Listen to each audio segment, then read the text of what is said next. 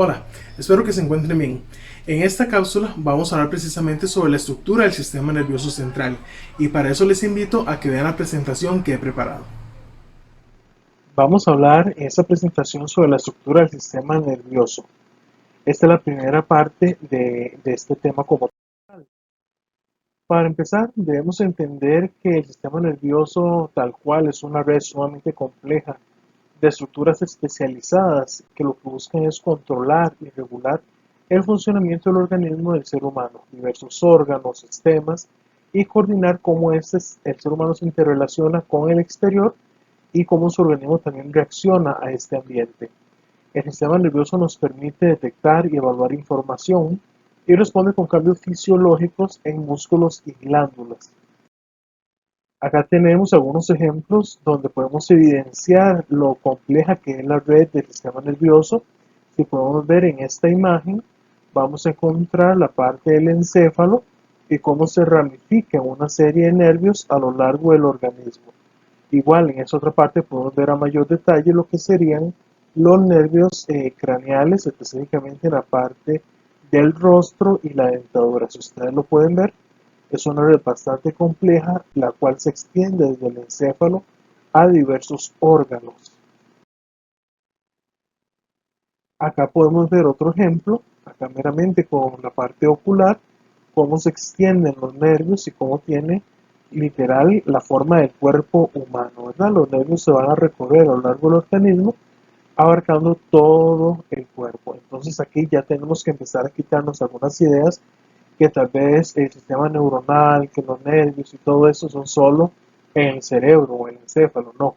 Los nervios se extienden a lo largo del organismo tal cual, ya que permite esa conexión entre el sistema nervioso central, el encéfalo y sus estructuras, y el medio ambiente para permitir el comportamiento del ser humano.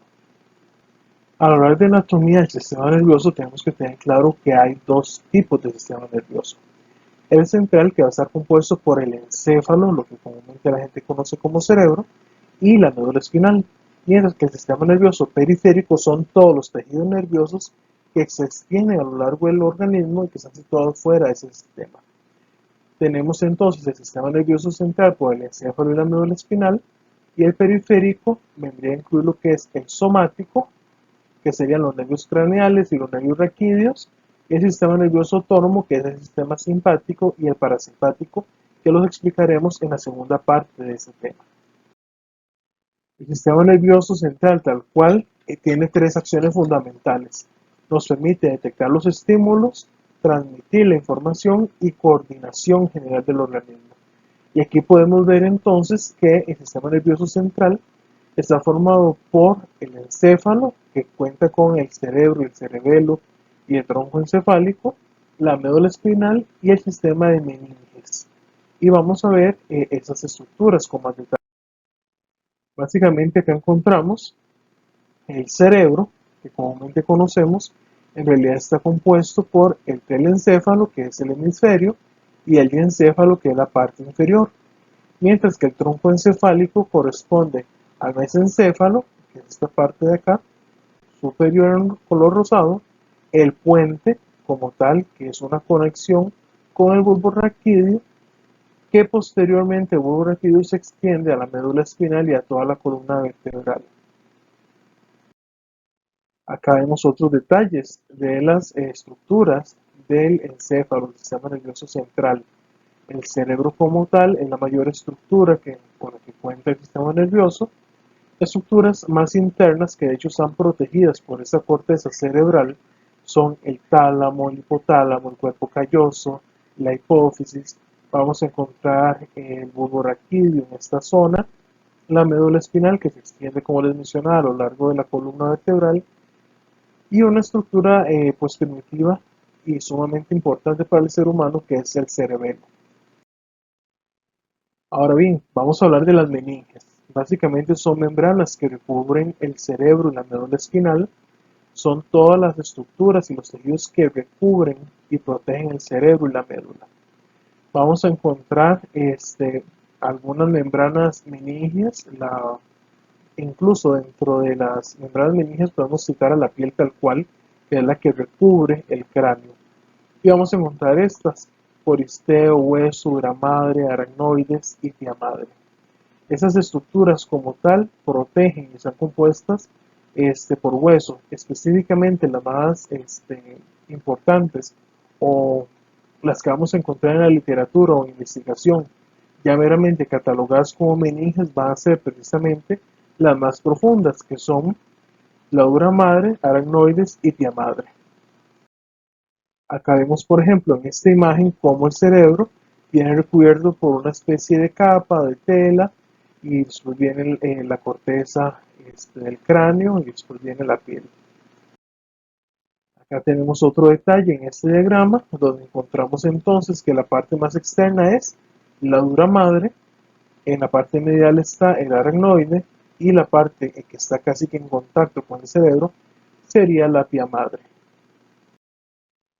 La dura madre tal cual es la parte más externa y que envuelve el neuroeje desde la bóveda del cráneo hasta un conducto sacro. Acá podemos ver el detalle de la dura madre, cómo está protegiendo literal la parte encefálica. Y hay dos partes, la dura madre craneal, que está adherida meramente al hueso del cráneo y que emite una prolongación que mantiene en su lugar algunas partes del encéfalo, o sea, permite compactar y ubicar y mantener en su lugar estas zonas.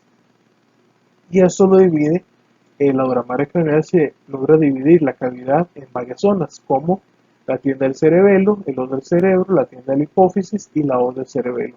Son estructuras meramente ubicadas dentro del cráneo, que la dura madre permite esa cobertura y dividir esas cavidades. Mientras que la dura madre espinal es la que envuelve por completo la médula espinal, es una capa que envuelve toda la médula espinal que se encuentra dentro de la columna vertebral. La aracnoides es un tejido intermedio, se lo pueden detallar acá en la imagen. Es una membrana transparente que cubre el encéfalo laxamente y no se introduce en circunvoluciones. Recordemos que el cerebro es rugoso, tiene arrugas, tiene cavidades, tiene circunvoluciones. Esta aracnoide, si bien está recubriendo el encéfalo, no se introduce en estas hendiduras o en estas circunvoluciones.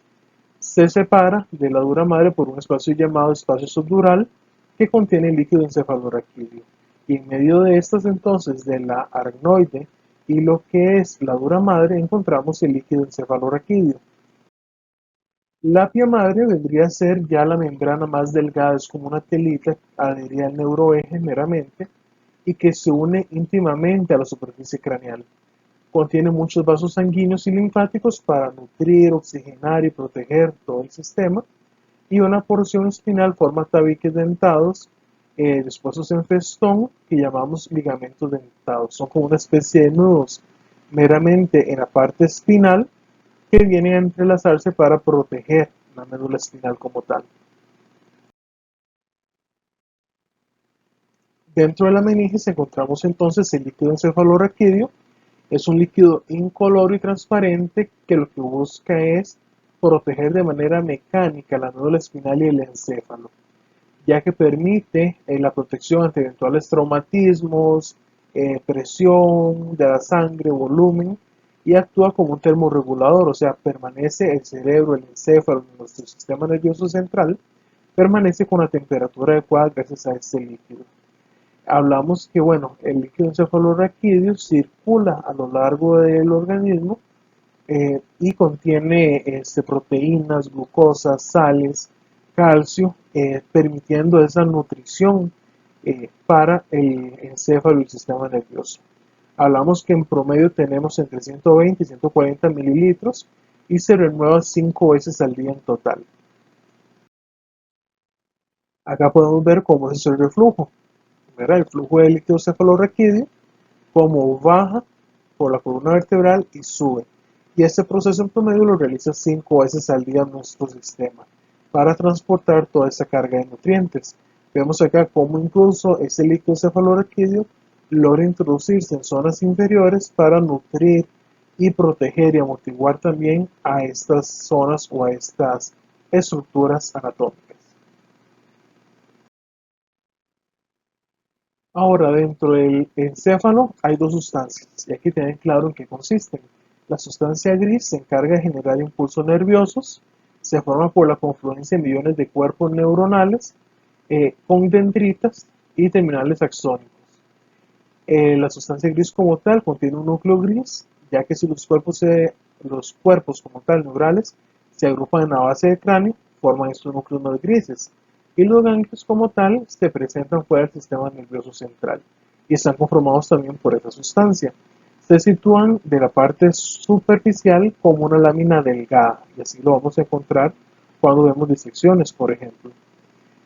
Vamos a encontrar que los núcleos grises o basales se asocian con funciones como las emociones, pensamientos y el aprendizaje del ser humano en general. Mientras que la sustancia blanca lo que realiza es la conducción de impulsos creados por la sustancia gris. ¿Okay? ¿Qué quiere decir eso? La sustancia gris genera impulsos, la sustancia blanca los transporta y se ubica por debajo y está compuesta por axones neuronales con mielina. Veamos por ejemplo en esta imagen. Tenemos la sustancia gris más oscura, que es la encargada de generar esos impulsos, y la sustancia blanca va a ser la que los transporta. Como les mencionaba anteriormente, el encéfalo como tal, comúnmente lo conocemos como cerebro, pero es más allá que el cerebro. El cerebro es una parte, y es una parte fundamental. Está compuesto por una sustancia gris que generalmente pensaríamos que está a nivel interno, pero no. La sustancia gris es todo lo que recubre el cerebro. Y la sustancia blanca está por debajo. Tiene estas grietas que mencionábamos antes, que se llaman circunvoluciones, y algunos surcos denominados cisuras. Las cisuras más comunes son la de Silvio y Rolando. Hablamos que generalmente el cerebro tiene un peso de 1 kilo, 200 gramos, y controla y regula el funcionamiento de los demás centros nerviosos. Se recibe la información, se elabora, se codifica y está irrigado el cerebro por la carótida interna. Se encarga, por supuesto, de facultades intelectuales como la atención, la memoria y la inteligencia, y se divide en el telencéfalo y el diencéfalo, que están íntimamente relacionadas, aunque tienen funciones distintas. El telencéfalo como tal se sitúa en la parte anteroposterior del cráneo, se llama corteza cerebral, presenta muchas circunvoluciones y bastantes surcos. Tiene hendiduras como tal, hay una hendidura longitudinal que divide el telencéfalo en hemisferios. Entonces el telencéfalo es la gran estructura que podemos ver acá en la imagen desde arriba, que está dividida por esa cisura longitudinal, creando un hemisferio derecho y un izquierdo. Estos hemisferios se unen por medio del cuerpo calloso, que está formado de sustancia blanca. Y si lo recuerdan, la sustancia blanca era la encargada de transmitir la información. Entonces, el cuerpo calloso es sustancia blanca que permite el intercambio de información entre ambos hemisferios. Y hay una relación cruzada entre los hemisferios, ya que el hemisferio derecho coordina la actividad motora de la parte izquierda y el hemisferio izquierdo hace lo propio con la parte derecha. Algunas funciones que se han encontrado, que se han determinado es que el hemisferio derecho genera el control de sentimientos, sensaciones, la imaginación, la creatividad, el sentido musical, la percepción tridimensional, mientras que el hemisferio izquierdo se encarga del razonamiento, memoria a largo plazo, memoria verbal, lenguaje escrito, lenguaje hablado y habilidad numérica. Acá tenemos la estructura, si ustedes lo ven, el cuerpo calloso en medio de ambos hemisferios, ¿verdad? El cuerpo calloso creado por sustancia blanca que permite el intercambio de información. Acá vemos nuevamente, como podemos ver los hemisferios, acá hay una abertura para poder detallar más cómo se ve el cuerpo calloso, y noten cómo el hemisferio derecho se entrecruza para controlar la parte izquierda, y el hemisferio derecho se entrecruza para coordinar la parte derecha.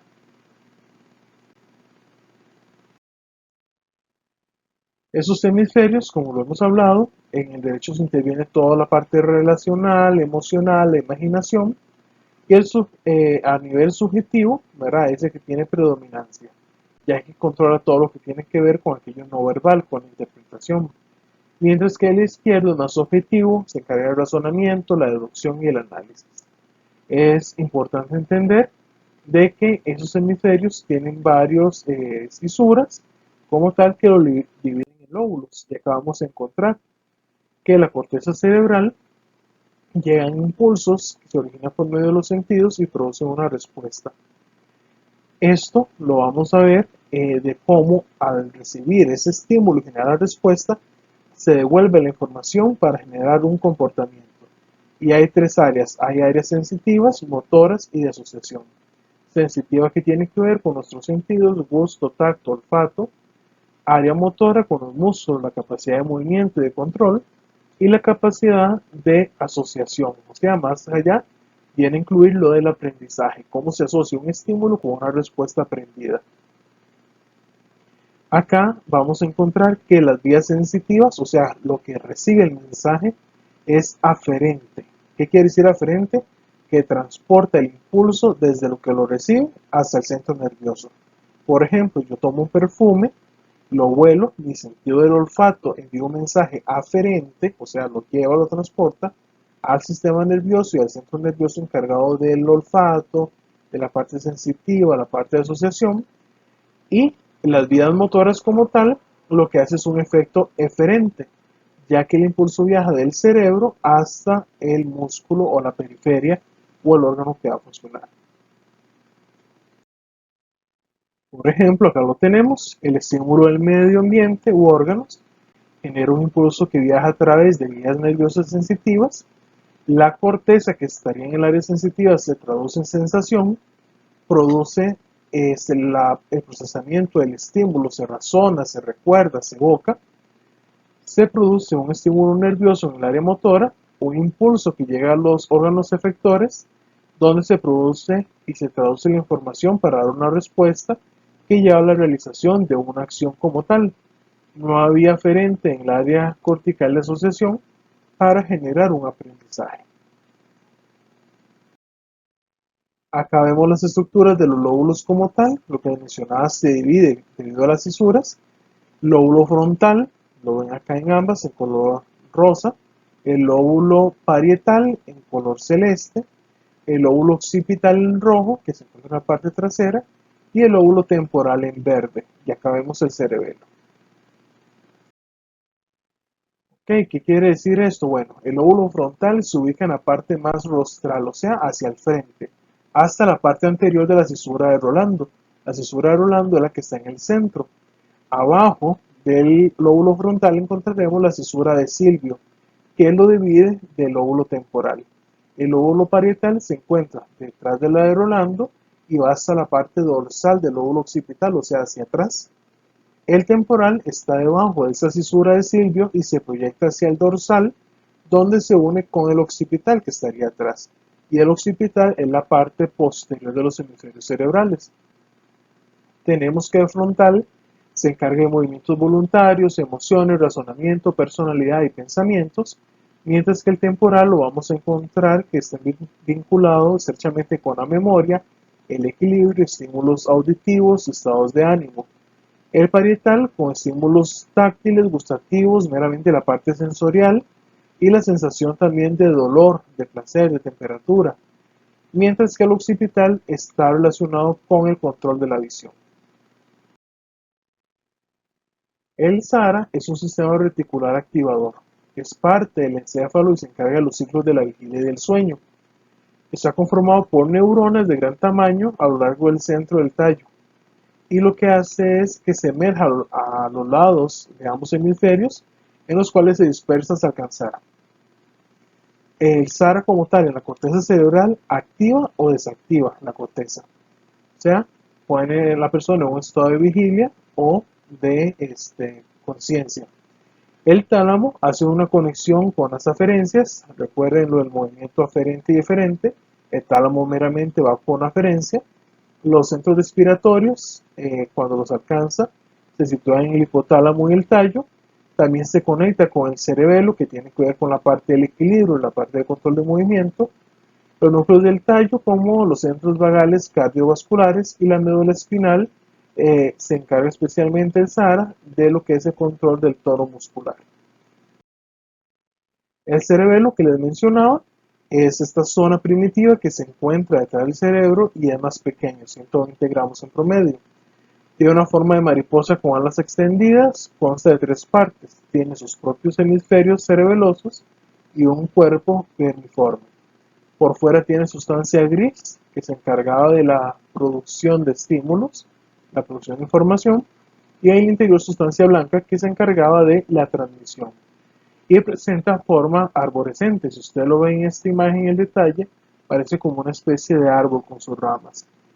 ¿Se encarga de qué? De coordinar movimientos, músculos, caminar y realizar actividades motoras, además del equilibrio. Acá lo vemos, por ejemplo, en la ubicación que tendría a nivel anatómico, como podemos ver esa estructura.